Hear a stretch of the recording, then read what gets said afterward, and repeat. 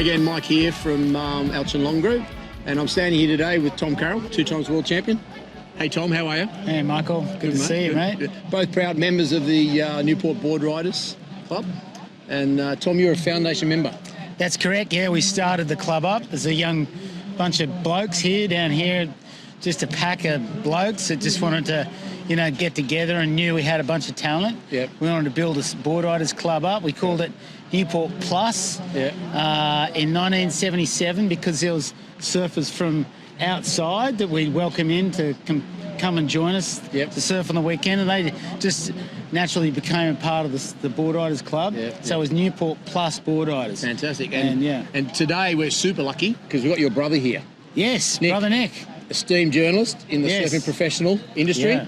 And Nick's agreed today to give us a bit of a Q&A with you. Okay. Talk about the community, talk about your history as a pro surfer. Okay. And we're going to throw to you guys for a bit of a chit-chat. And cool. We look forward to it. Let's do it. Good on you, Tom. Thanks, mate. Yeah. All the best. I'd like to introduce 2 foundation members of Newport, Nick Carroll and Tom Carroll. Nick Carroll's one of the world-renowned surf journalists, and Tom Carroll's a 2-time world champion and multiple World Cup winner. Okay, Thomas, here we are, half a century later. Yes. Where did that time go? 50 years, and you can believe we're actually still here, and we love it. You know, this is our home, more a home than ever. Every cell of our body is a part of this piece of land and the ocean right here. And so 50 years of just surfing. You know? It's flown by. In that time, between the first little contest that we had out here in like June 1975, a day very much like today, and since then we've been all around the world numerous times. You've won 2 world championships, 3 major events at the Pipeline in Hawaii. You've done everything that any surfer could possibly hope to have done. How much of that did you see coming in June 1975? None of it. It was just those incremental paddle outs against everyone else at the peak, you know? The peak has got this one spot where we take off on it and we're competing for the left and the right. And even if you're just having a fun surf, it's competition as to who's going to get that wave and who's going to get the best wave of the set and what are we going to do on the wave. And particularly those times when we're hyper-competitive in those earlier days, you know, through the late 70s into the 80s when it got really super vibrant, we kind of grew into these super competitors as a result of incrementally doing it one wave at a time each day right here. It's like, and it grew in this car park. It sort of grew out just like these pine trees. The fantastic thing is we got to actually experience it around the world. We took it outside. We did. Like, for us, it was second nature to hang around here and go out at the peak, which, if you're not familiar with surfing, that means it's a wave that breaks and goes either way, so you can ride either way from the peak. And that means the competition for position is really intense, and it's a really learning process. And we learned that really early, and we took it around the world, and people were really annoyed by us because of how many waves we'd catch and all that. But even funnier was when famous surfers would come here. Like, you know, like before long, everyone knew about Newport because, like, we were the young, hot club, and then we just started beating every other club. Yeah. And, like, so people were wondering, like, Newport? Like, who are these young guys? Like, what the hell? There'd be big contests down here once every year in April and May. One year when the club had really blossomed, it might have been 1980, something like that, 81. All the pros came down to practice, and some of them came here, and one of them, Rabbit Bartholomew, a really great surfer who also won a world title. He was a bit older than us, and he came out the peak and he tried to surf with us. And he, later on, he told me, now I know why you guys surf Pipeline really well. Like, now I know why Tom's such a great surfer at the Pipeline, because this is just like Pipeline. It's just that hectic. And that kind of, like, I don't know, adrenalised competition. Tom, you developed yourself into a world champion by surfing out here. Can you bring us some memories of what it was like to surf out here at that time, just for you, while you were tuning in on your skills? you're really inwardly focused when it comes to your skills. Like, what were you focusing on at that time? I was focusing on all those aspects of my competition, getting closer and closer and closer to the actual wave. And the peak offered me that somewhat repetitive kind of a known takeoff spot, known section. I could sort of get to know it, and it was like second nature. I could start to explore myself in the moves, and my equipment was really important. So to me, you know, I could sort of start to design my equipment, a much more sort of fine-tuned kind of evolutionary sort of phase that sort of started to evolve very quickly through that sort of repetitive peak experience, the peak experience. And I knew it in every kind of different swell. I started to get to know her better, and the many, many, many, many hours that I naturally love to spend out there without any kind of resistance to, you know, playfulness, and also the crazy competitive vibe too. So it was super valuable. It sort of had all the challenging elements to it that when the waves got really small in competition, I could pretty much surf in all conditions. And so I'd just get out there no matter what. And I lived just right here, so I could just sort of run down, surf, do some hours in the water, get back in, you know, and just sort of go train, sort of get into a rhythm with just improving. Yeah, and I mean, the lack of social media at the time, even video coaching was really rare back then. Yeah. Meant you were able to develop these skills in relative isolation. There wasn't a whole lot of people looking at what you were doing. No, it was very isolated. And in fact, under the guidance of my first sort of kind of coach, I guess, which is Peter Manstead, he got me surfing the south side of Sydney. It started and really made me appreciate the peak, you know? And so getting out there, doing hours on end, Cronulla, Bronte, Maroubra and Bondi, those Southside beaches, and I just craved coming back for the weekend fun sessions. So it was weekly hard sessions at the southern beaches and then weekends here. It was really nice coming back to home turf, and it was like coming for a holiday. I remember those months training like that. I just got to know the peak even better in those years, for that.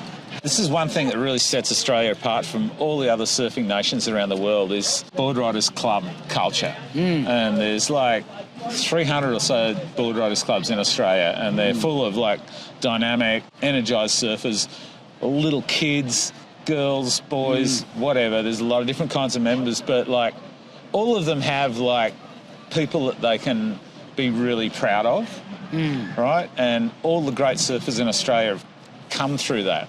That goes all the way from like yourself through to Mick Fanning and Joel Parkinson, all sorts of great surfers over the time. It's not something that other parts of the world had an opportunity to experience. They never had Boardriders clubs like we have here at Newport. Did any of the crew who you met while you were being a super pro surfer from other countries, did they ever show any like envy of Boardriders club culture? Did they say, geez, I wish that I had what you've got at home? Yeah, and particularly the guys in the US. Those guys always wondered what was going on with these clubs, you know? It comes from a part of our culture that's before surfing, really, in Australia. So it's sort of like ingrained in our kind of way we do things. Whereas in the US, I know that they had certain Boardriders. They had Wind and Sea Surf Boardriders. That was a club that Palm Beach, Peninsula Boardriders sort of got their logo for. It's my first Boardriders club that I was involved in at Palm Beach, because we just didn't have anything of the sort here when I first got into Boardriders clubs when I was 12. But it was like when we got out overseas and they saw us together with our, you know, Newport Plus, or what the hell's going on here? You know, wow, what's that going? We better start a club. Even in France, Lacanau, the Lacanau Surf Club, there in France, they sort of started one, and it was the French sort of style. It turns into a real community-based thing, you know. Whenever there's a culture with community-based activities around it, you start a sport or anything, especially a young sport like surfing, clubs to start to sort of develop. We want to compete against each other. We start structuring and organising. Yeah. I think in the US particularly, there's some envy, you know, that I found with some of my Californian friends Yeah. And East Coast friends are going, oh, how do we start that up? And they go into their culture and wobble out. It's sort of... Sure. It would be so different. It maybe last a couple of events, and then they kind of, oh, wow, we got to do this every month, you know, like, how does that work? Yeah. And so the fantastic thing is there's a commitment to, particularly that first Newport Plus was really driven by competition.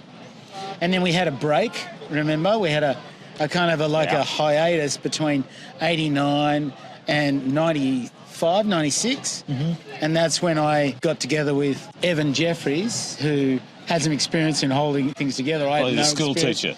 School teacher, knew how to sort of corral. And I said, we've got to start Newport Plus again, because no one really knew who we were. We were like strangers in the car park, and I'd sort of basically started to come out of my tour life, and I'm going, whoa, we need to get this thing back together. And since then, it's maintained. Yeah. But I started it off with the intention to be community-based rather than just competition-based. Yeah. And that's when, you know, we had the new experience of having parents involved, whereas before it was no parents, right? It was just us. Yeah. Oh, no parents was a big thing in Newport Plus when it first started. Yeah. It was very important that we were all 18 years old, boys, and just massacring everybody around us. But, yeah, got a little unruly, but that's what happens, right? That's what happens. We learn a lot. Did we? You can't be shy. Another thing I always thought is, like, you'd go out on the world tour and, like, everyone would be like, wow, Tom Carroll, surf star, and you'd be, like, in front of all these crowds and getting paid heaps of money and, like, on show all the time, and everyone's saying, oh, Tommy, you're so great, blah, blah, blah. Yeah. And then you'd come back here and it'd be all the same crew. Yeah. Oh. And they'd pull you back down again, right? Straight back into the ground. And it was valuable, but I also had to break out of it to do it. It's a two-way kind of street there where I had to break out of that sort of, oh, no, you're not coming, you're no better than us kind of thing, right? Which is gold. Gold. We need that. It's a big difference with when, felt that. But coming back home with that success and stuff that was on board, and, I already had a bunch of, like, knockdowns, like coming back home. You had? Yeah, and I needed it. I needed coming back to home competition in the Boardriders Club, getting beaten, that was important. And we actually started to attract other world champs in, like Martin Potter came in and surfed with us. Interesting, you bring that up, because we need that ground. I mean, that's a wonderful place. Our community grounds us into some bigger sort of world. Yeah. Very important for us. I look at this, like, humble little storage cart that we've got here, right? And it's got all the stuff in there you need to run a contest. It's got some, like, pop-up tents, and it's got a barbecue, and it's, like, got all sorts of other stuff. That's it. And it's got, on the side of it, it's got all these companies who now support us, like, just chipping in a little bit, and it feels like the community giving back to itself in a way. This was never a thing when Newport Plus started. There was no sponsorship. There was no helping hands coming from the community. No. It was just us. Just raw. So how does it feel now to see all this stuff kind of happening? Isn't it amazing? I think it's just fantastic that we can all be of support, and naturally start to connect the dots, organise and reorganise into a more kind of evolved part of our community in general, and actually start to do other things that the surfers can get themselves involved in, and have all those little branches start to happen. Yeah. And also they all create work, connections and networks within, that growing community of humans just doing their own work. I think it's really fascinating. And then the young kids who've got sources of work as they come out of their schooling, they can go, oh, okay, maybe I'll become a tradie, and all that sort of stuff. I think this is the great function of these organisations, In the meantime, you've got little grommets there wearing Newport Plus 50 T-shirts. Yeah, maybe another 50 years. Dude, where will they be in 50 years? We won't be here. We won't be here, they'll be here. Yeah. And this whole thing will keep going on. It's a really beautiful thing. Yeah.